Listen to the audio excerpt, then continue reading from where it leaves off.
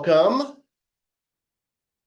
So how we doing this evening? All right. Hopefully, yeah, thumbs up. Everyone's doing good. So I appreciate you guys all taking the time to spend a little time together on Sunday evening. So what we're going to be talking about today, as the name implies, is it's all about goal setting, and goal setting is something that's it's incredibly powerful when done right. My goal is to looking at all the clients and all the years and everything that I've been doing in the fitness industry to kind of share some best practices and really a systematic approach that's came up over many, many years, just as far as looking at like what is the most effective way to achieve your goals. So whatever they may be, and we'll talk a little bit about that. So talk about what the differences are between someone that maybe wants to gain muscle versus lose fat, versus work on their balance, have more energy, you name it.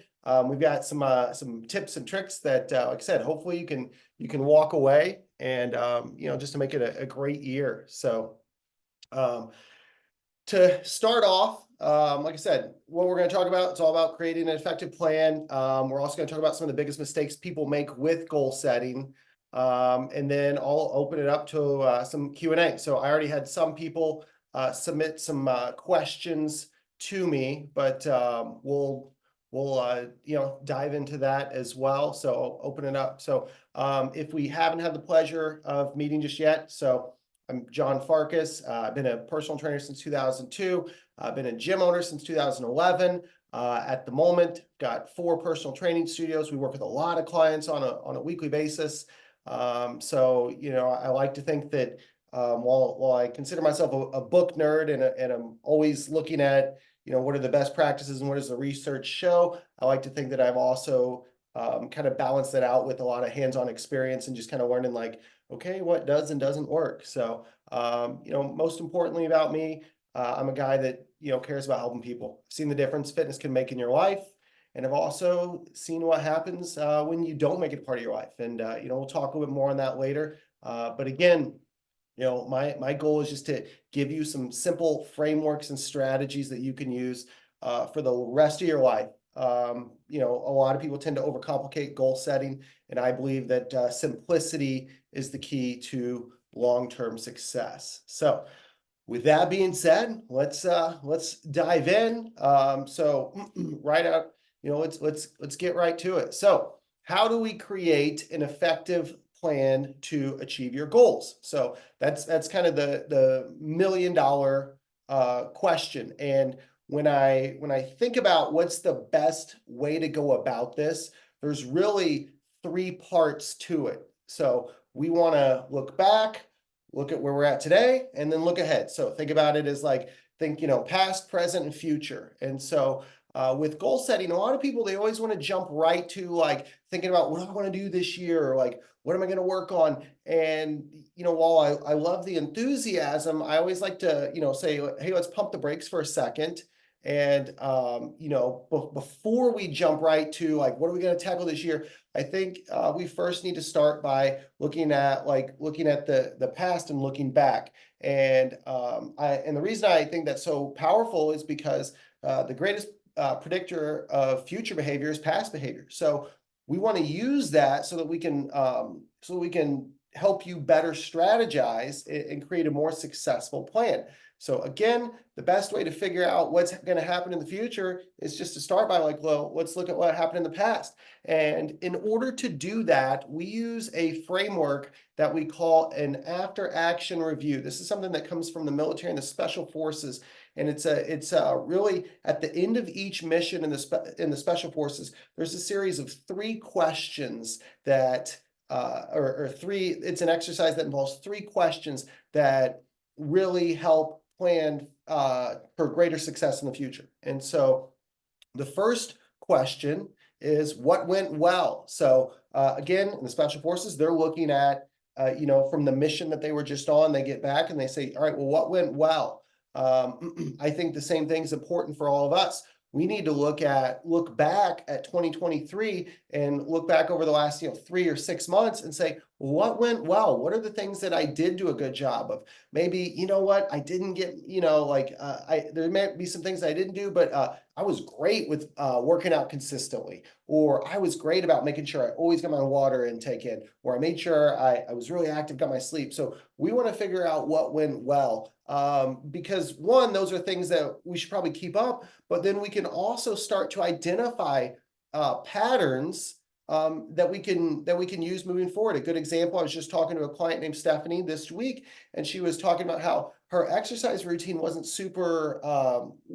as consistent as what she wanted. However, there was some other things from like stretching and some of the other activities that she did that she said she knocked it out of the park. And my question was, well, what was the difference there? And she said, well, with those other things that I was doing, I always did them first thing in the morning. So, and I said, well, there you go. That's a pattern that we can identify. When you put things earlier in the day, you're more likely to do them, because given her work, end of the day, things get crazy and she gets pulled into meetings. And so it's like, okay, what went well? We want to identify those patterns so that we can use them to help us have more success moving forward.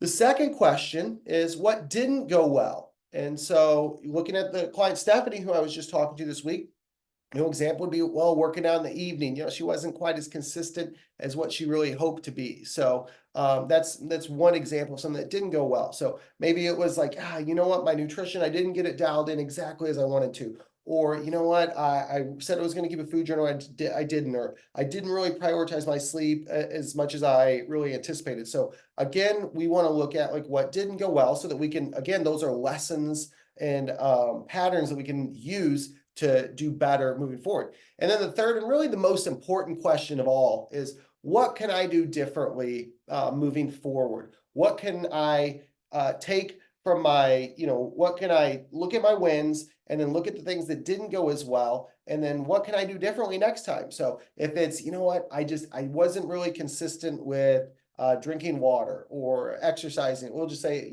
I wasn't as consistent with exercising.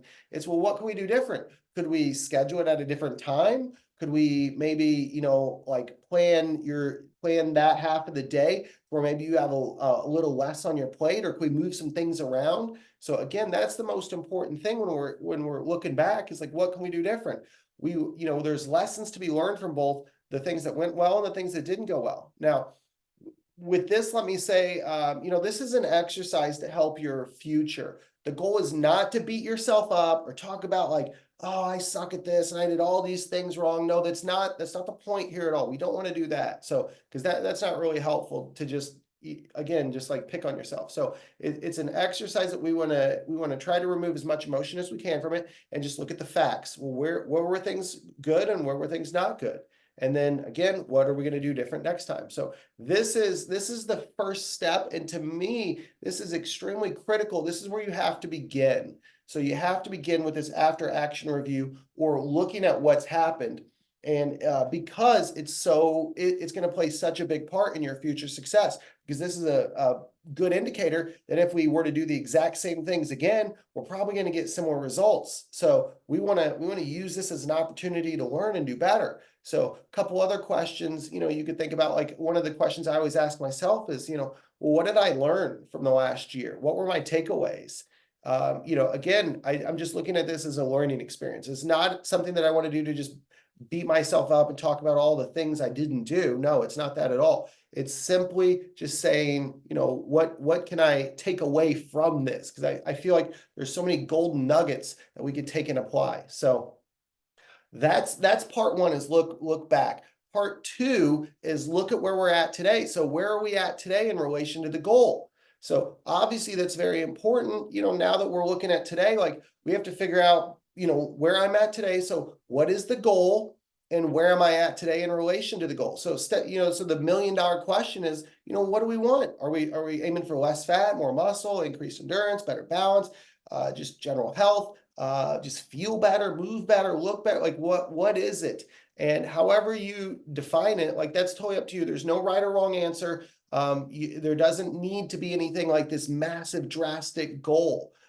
It could be, I just want to feel better. And like, I feel better when I exercise mentally, and like, that's good enough for me. And like, that's okay. But if you have a specific goal, we need to define what that is. So we got to think of this as creating a roadmap. You can't get to a destination if you don't know where you're starting from. So we got to figure out what we want. And then from there, and more importantly, what are the habits we need to achieve that goal or get the thing that we want?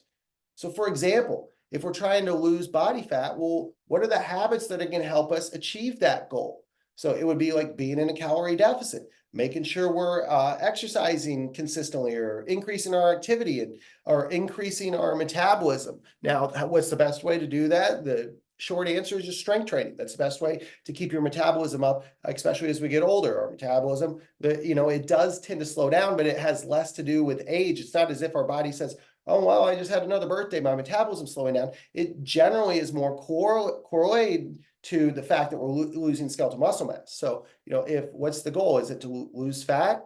Maybe it's to gain muscle. Well, what are the habits that are going to help us achieve that goal? It could be more muscle. It could be increased energy, better balance.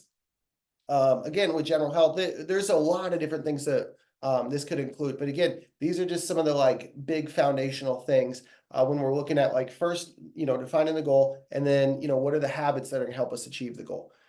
So once we do that, we need to look at like how good are we at at executing those habits. We have to take inventory of where we're at today. Are we in a calorie deficit? What is our activity level? Are we strength training consistently? We need to establish a baseline based on those habits above. So we need to think on the habits from the previous slide. So, if balance is important to us, well, we need to think about like, well, how much time do I spend balancing on one leg? So again, we got to figure out for the second part or second phase, looking at today, what's the goal? What are the habits that are going to help us achieve the goal? And then how well are we executing those habits today? That's a kind of assessing where we're at today. Define the goal, define the habits, and then how good are we with executing those habits? Again, this is just an exercise. This isn't something you want to do to like say, oh, I suck, I'm terrible at all this stuff. No, it's just to establish a baseline. We have to figure out where we're at. Again, it's all about getting to the goal, and part of that is figuring out where we're at today. So once we do that, once we've established that, then we can look to the future. So again, we started with the past, now we're at the present, now we're looking at the future, and where are we going? So one of the most important things here is that when we're looking at where we're going, the thing that we want to be focusing on is process goals over outcome goals. And what I mean by that, if you're not familiar, it's that most people think about, well, my goal, they look at like, oh, I want to lose 20 pounds. And while that's not a right or wrong goal, the real thing that we should be looking at would be, what are those processes? What are the habits that are going to help us achieve the goal? So process goals, that could be, think about the actions that will get us the results. So this could be things like keeping a food journal, making sure I'm taking X number of steps in per day or per week, making sure I'm getting in 3 days a week of strength training, making sure I'm drinking my water, making sure I'm cutting back on the wine. I know that's hard it's a big ask for some people, but these are the things, the processes, these are the things that we want to look at in order to see how we're doing. So the beauty of focusing on process goals versus outcome goals is it's easier to get feedback. If I step on the scale and I say, well, oh man, the scale is not moving, that doesn't really give me feedback on how I don't know how well I'm doing or how close I am to succeeding. Whereas if I'm looking at process goals, saying if my process goals are to keep a food journal, to strength training 3 days per week, make sure I get X amount of sleep and X number of steps, well, that's a lot easier to get feedback on. So I can look at and know like, boy, looking at the last 2 weeks, I really haven't been as active as I said I would. I really haven't been as active as I planned to. Or you know what? I have missed a few workouts. So that's the beauty of process goals, is it gives us more clear feedback on how we're doing, which then gives us better direction on the actions we need to take. We can then determine like, okay, well, do I need to increase my activity level? Do I need to keep a food journal, keep my calories in check. What's the case? What is it that's gonna, where are we at there? So that's the first thing we want to look at as far as where we're going is like we want to focus on process goals over outcome goals. So again, most people are focusing on the wrong thing. They're just looking at the scale and be like, oh, the scale's not moving, like, oh crap. When in reality, what we should be measuring more consistently, and I mean like on a daily and weekly basis, are the things that are the activities that are going to help the scale go down. We don't want to obsess over the scale going down. We want to obsess over like, are we working out? Are we keeping a food journal? Are we getting our sleep and steps and protein and water and vegetables and all that jazz? So that's what we want to do when we're looking at process goals versus outcome goals. So when you're thinking about, well, what things should I work on or what process goals should I tackle first? There's two approaches here that I look at. When it's like, well, what are the things I should work on first? Because if you said, well, John, I want to lose body fat, but I need to do these 15 different things. Like, how do I know where to begin? I would say there's two different approaches here. So there's what I refer to as the Dave Ramsey approach and the Gordon Ramsay approach. So the Dave Ramsey approach, in my opinion, is aiming for easy wins. So because you're less likely to feel overwhelmed. And so the Dave Ramsey approach, kind of like his approach to paying off debt and starting with your credit card with the lowest balance, it's the same idea. I would say, all right, well, what's the easiest habit for you to implement that you're not doing now? And that's the habit that you want to focus on. That's one of the things that you want to implement is what's going to be the least overwhelming, what's going to be the easiest for you to tackle out of the gates. That's the one that you want to start with, or that's the one or two that you want to start with, versus the Gordon Ramsay approach. If you're someone that's like that's more of the person that says, oh man, I get super frustrated, I'm not a very patient person. Gordon Ramsay's the person that comes to mind when I look at all those clips on TV, as someone that like needs results now. It has to be now. There's no time to waste. So this is the Gordon Ramsay approach, which would be more better for people who aren't patient. This would be something that would say, instead of saying like, what's the easiest habit for me to tackle? I would say, well, what's the habit that's going to give you the fastest results, even though it might be a little bit harder to tackle. For some people, that might just be exercising. That could be for a lot of folks that I've talked to on a regular basis that have a fat loss goal. That would be like keeping a food journal. It's not easy to do. Most people don't enjoy it. However, that's going to get you the fastest results. So you have to look at with your approach to changing your habits in order to achieve your goals, what makes the most sense for you? Are you someone that's like, man, John, I get really easily overwhelmed? Then I would say, hey, start with maybe something that's a little easier to tackle. If you're someone that says, hey, you know what, if I don't see results quick, like I'm gonna get impatient, or I'm gonna throw in the towel because I'm gonna get frustrated, then I would say, all right, well then tackle something like the food journal or something that's a little bit bigger to take on, but it's gonna help me see faster results. So with that, the next step that we want to look at is how we shape the path. Now, this comes from the book Switch by Chip and Dan Heath. And there's something they talk about like shaping the path. And so if you think about with your habits, the things that you're trying to achieve, how can we shape the path? How can we make that as easy as possible? So when we're showing up at the gym, for instance, well, shaping the path to help you show up for the gym, it could be setting an alarm clock. That would be helping to shape the path. It seems super basic, but it's that first step. Or it could be, laying out your workout clothes the night before, or packing a workout bag to take with you to work so you can go straight to the gym afterwards. That's shaping the path. We want to make getting started as easy as possible. Again, it's going to feel less overwhelming. It's going to make it faster for it to be a part of your routine, but we want to shape the path. We want to make those first steps as easy as possible and as clear as possible as far as what we need to do. Now, once we've done that, so we then want to create what's known as an implementation intention. So this comes from a 2001 study in Great Britain, which was actually done on people, getting them to exercise. The first group was asked to track how often they exercised over a short period of a few weeks. So they just said, hey, I want you to just start exercising, just track how often you work out. The second group was also asked to track how often they exercise, but then they were also asked to read some materials on the benefits of exercise because they believed that that would help to increase motivation. And then the third group was asked to do that same thing, work out as often as you can. I want you to read the materials on the benefits of exercise to increase motivation, but then also I want you to complete this sentence.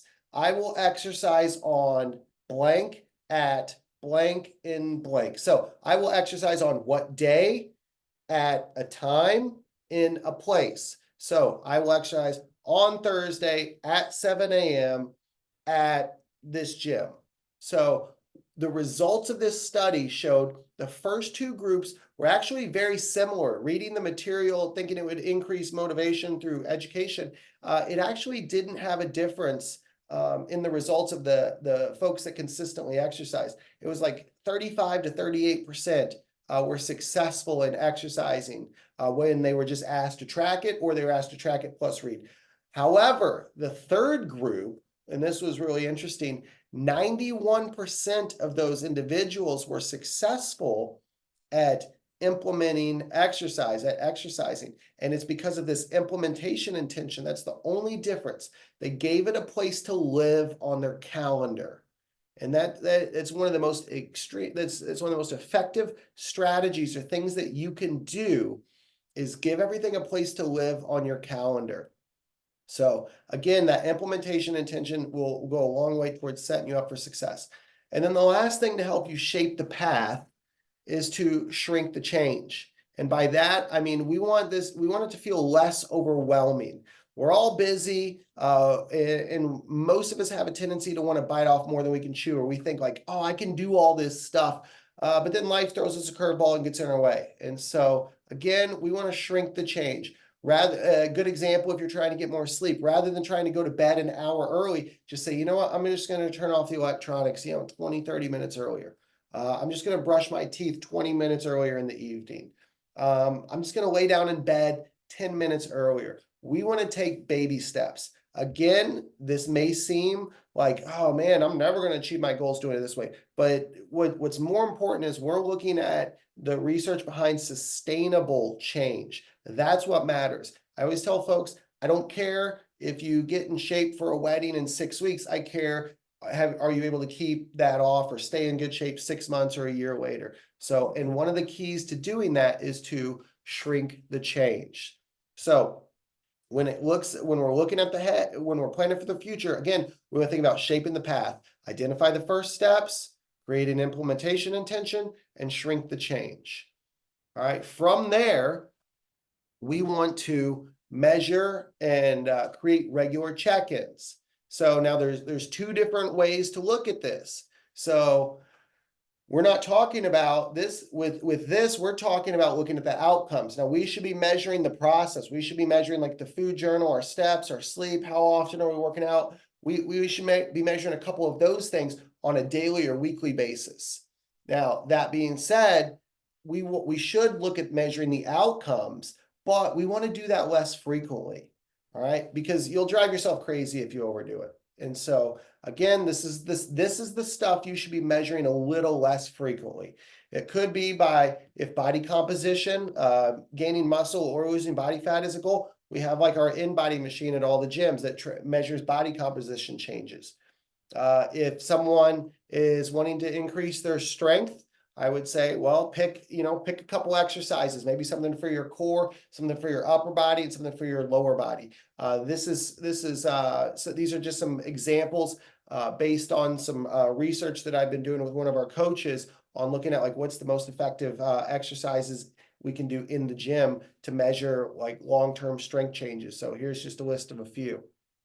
So endurance, there's a lot of different ways to do it. We do like a 2-mile bike test. There's something called the 12-minute Cooper test. Very simple. That would be if you didn't have a bike, the 12-minute Cooper test would be an effective strategy that works for anyone because you don't need any equipment. You can literally do it outside. It's basically set a timer for 12 minutes and see how far you can go. And then you just work to build up your time. The Rockport test, is another example. There's heart rate recovery tests. There's a lot of different tests that you can use to measure your endurance. And then also if balance is a goal, we'll look at just single leg balance test, or what we call our motor control screen, which is a single leg test, but also incorporates single leg strength and stability. So it's a balance test, but it's also single leg strength and stability. So again, these are just some things that we want to measure and create regular check-ins for, but again, not too often. This goes back to that like process versus outcome goals. We want to measure the process. We want to measure those habits on a consistent, ongoing basis. But then these are the outcomes, looking at body composition changes, fat, gaining muscle, losing fat. These are the things that looking at strength changes, we want to measure a little less frequently. You wouldn't want to obsess over this. When I look at this stuff, I think about when I first was introduced to strength training when I was, I think, 15 years old. My friends and I, every single time we went into the gym, this is like the rite of passage for a 15-year-old male. We would go into the gym and try to see how much weight we could lift every single time. We try to break our record. And in hindsight, it's like, man, that's one of the most idiotic things we could have ever done. But we didn't know any better. So it was just constantly like trying to lift as much as we could. And, we realized that wasn't really, we were probably doing more harm than good in reality. So again, putting this all together as far as like looking at our 3 phases. Phase 1 or part 1 is that after action review. And this is something I suggest doing every 90 days. So it's looking at like what went well in the past, what didn't go well, and what can I do differently. Again, use your past as an opportunity to learn so that we can make better plans in the future. So part 2, which is looking at like today, where we're at today, you got to figure out, what do we want? Like, what do we want? What are the goals? What are we trying to work towards?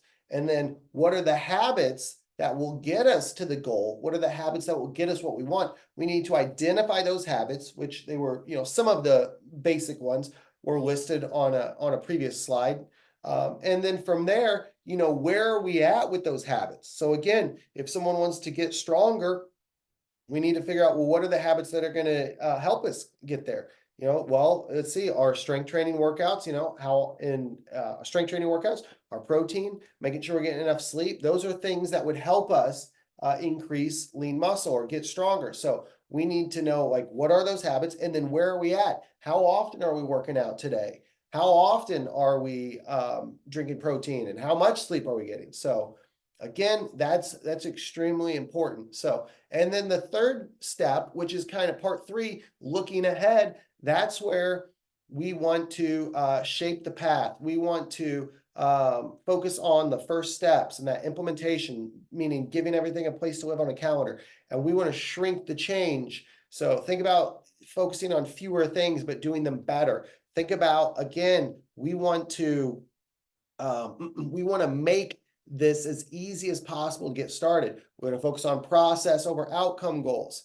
And then we want to measure regularly. The habits that we talked about in part 2, the habits that we need to do, those are things we should be tracking daily and weekly. And then the outcomes a little less often, depending on the outcome. It might be weekly, but more realistically, it's going to be monthly, or maybe even, every 6 to 12 weeks. So again, that's kind of the framework that we look at: past, present, and future. When it comes to, that's the number 1 framework that we use with clients every single day at all 4 studios, to kind of look at, like, what do people need to be doing.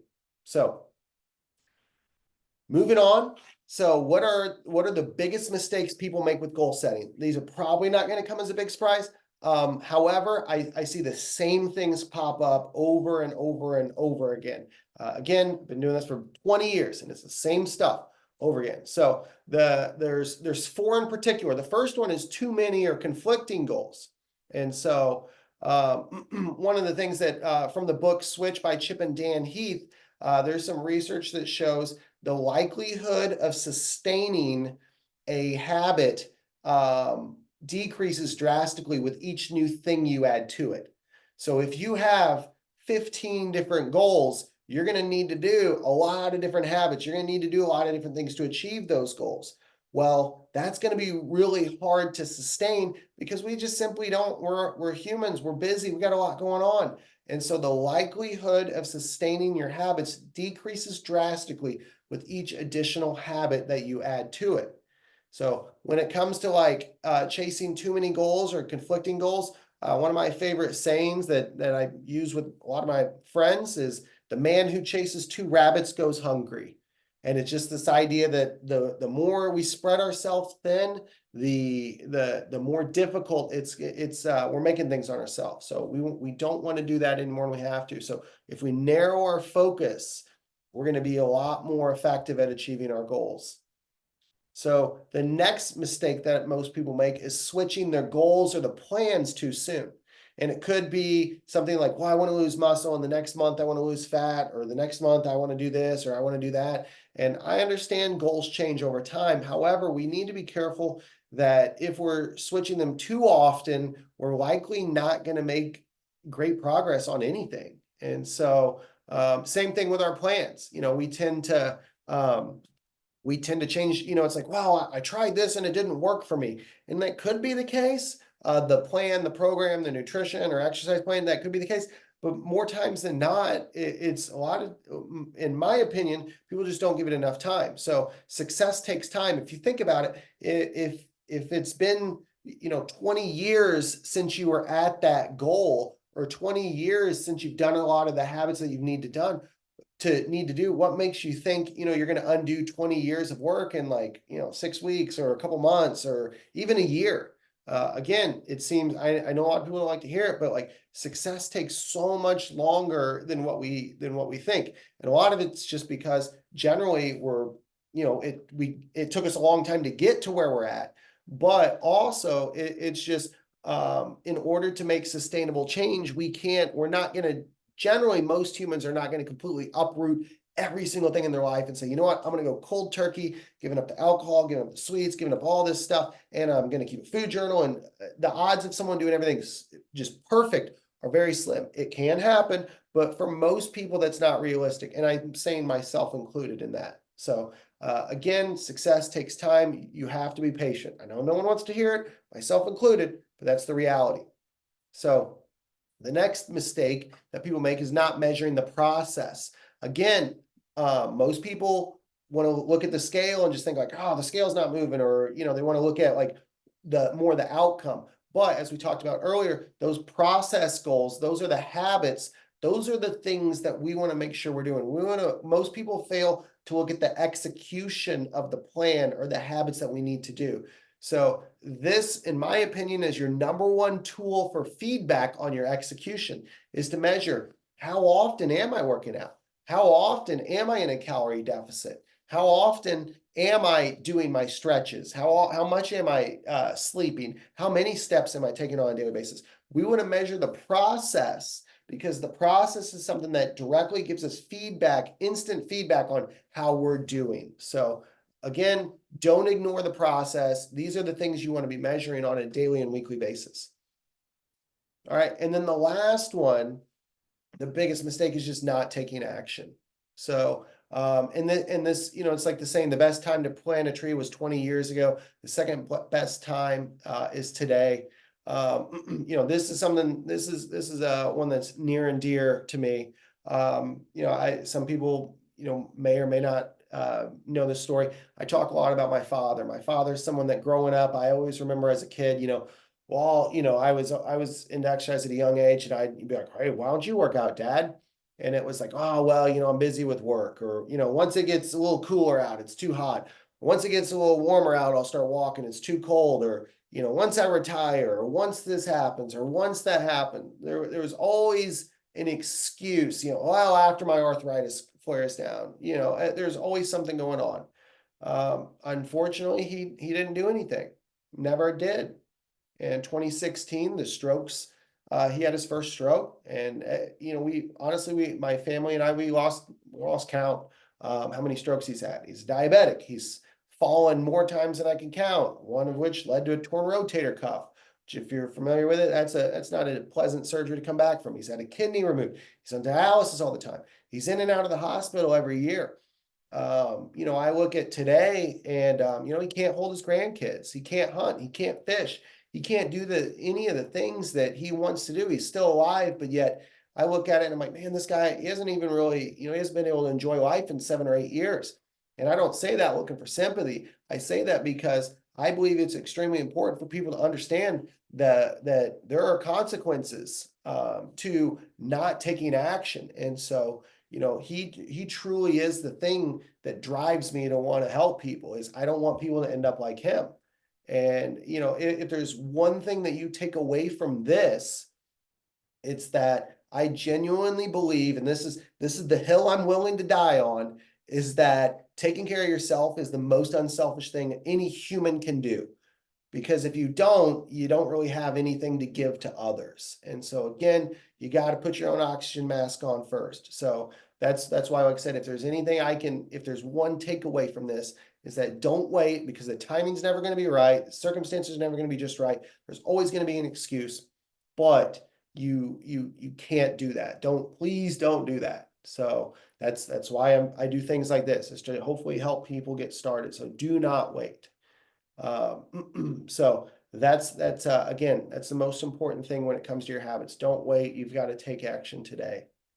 So last thing, and I've got the chat pulled up. I had a couple other people send me questions. If you have any questions, throw them in the chat and I'll answer them right now.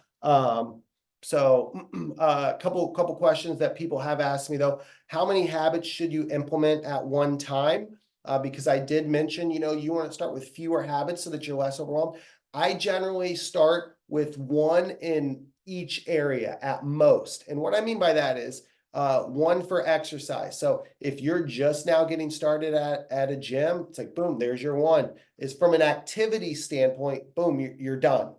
Now, if you've been working out consistently, and that's part of your routine, then you could add one on top of that, such as like, well, I'm going to start walking the dog every Monday, Wednesday, Friday, or on the days I'm not at the gym, I'm going to do, work out at home or whatever the case may be. So that would be one activity goal. Now I could stack on top of it one nutrition goal and maybe one like recovery goal, like, hey, I'm going to focus on sleep as well. But I would never suggest changing like 4 nutrition habits at once. I wouldn't say I'm going to start drinking more water, eat more vegetables, I'm going to cut out all the alcohol, and I'm going to meal prep all my food, and I'm going to keep a food journal. The odds of that working statistically are just not very good. So you can implement more than one habit at a time, but I would make sure they're in different areas. Again, you want to try to limit how much you're trying to change at one area. So that's my answer to how many habits you could implement at one time.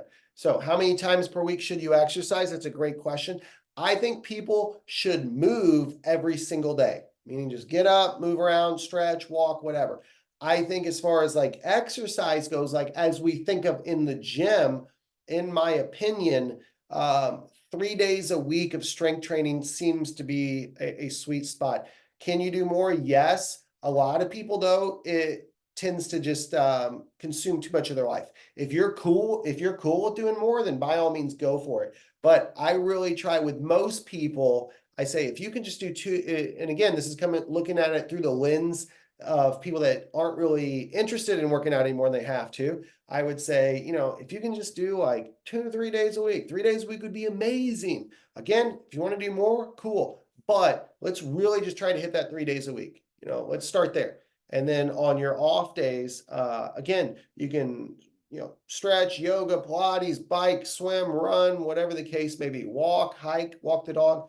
Again, I think people should be active almost every day. Every day would be great, but you wouldn't want to push yourself at an extremely high intensity every day because our bodies are just going to break down. So that's my answer to that question.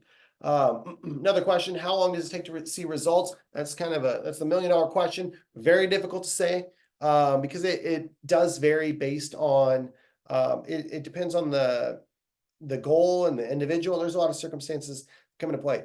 How often does it take to see results? I would say if someone's meaning like just getting started through exercise, and they're just getting started with a workout routine, I would say the first thing you're probably going to notice is having more energy within about generally within like a week, 2 weeks max.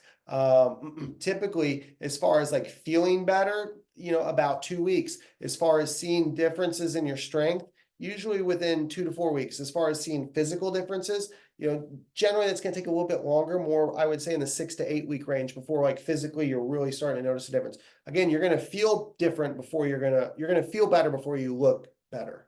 So that's kind of that's the best answer I can give someone as far as like how long it is to take to see results. Another question I got was, what's the best way to determine caloric needs? Knowing that we need to be, if someone's goal is fat loss, you need to be in a calorie deficit. The best way to determine that would be using the InBody machine. Again, we have one at each gym. It's free to use, takes 2 minutes. It's a great place to get data and feedback that you can use. So best way to determine calorie needs, I would suggest personally using the InBody machine.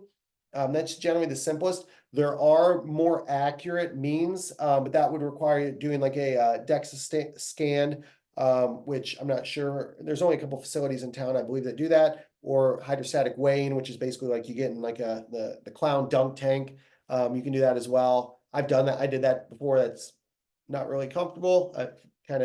It's interesting, but yeah, it wasn't something I would suggest. Not something I personally would do again. Let's put it that way. So InBody seems to be a good happy medium. So no, it's not as accurate as a couple other methods, but it is very accurate. It's very specific to the individual, and it's much better than just using like an online calorie calculator. Although I would say, there's plenty of online calorie calculators as well. So. And then someone did send in a question, what's the best way to help us achieve your goals? I would say just set up a time to talk to one of our coaches.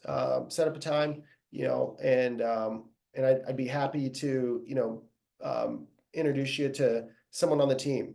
Again, we've got 4 gyms all over town, or all over West County. So, we're here to help. So, anyway, so with that being said, I want to thank you so much for giving me your most valuable asset, which is your time. This is I love helping people with their fitness. I hope that everyone walked away with at least can walk away with at least one thing from this.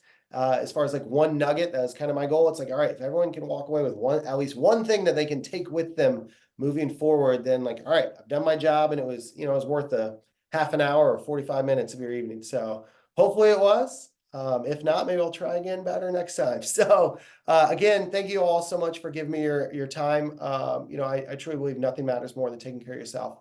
Like I said, if you guys have any questions, don't hesitate to reach out to me. But everyone, take care and have a wonderful evening. Thank you all so much.